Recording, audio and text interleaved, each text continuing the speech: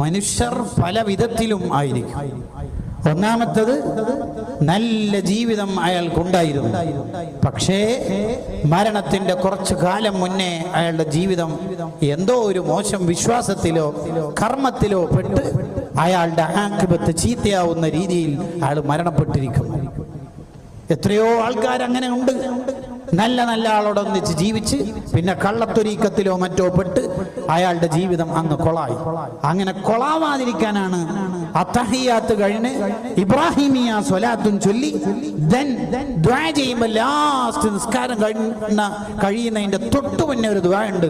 അല്ലാഹുമ്മ ഇന്നി അഊദു ബിക മിൻ അദാബിൽ ഖബരി വമിൻ അദാബിൻ നാരി വമിൻ ഫിത്നത്തിൽ മഹ്യാ, ജീവിതത്തിന്റെ ഒരു ഫിത്നയിലും വൽ മമാത്, മരിക്കുന്ന സമയത്തുള്ള ഫിത്നയിലും എന്നെ പെടുത്തല്ലേ അല്ലാഹ് എന്ന് ദുആ ചെയ്യുന്നത് ആത്മാർത്ഥതയോടെ ആണെങ്കിൽ അയാളുടെ ആഖിബത്ത് ചീത്തയാവില്ല, അയാളുടെ ആഖിബത്ത് നന്നാവും.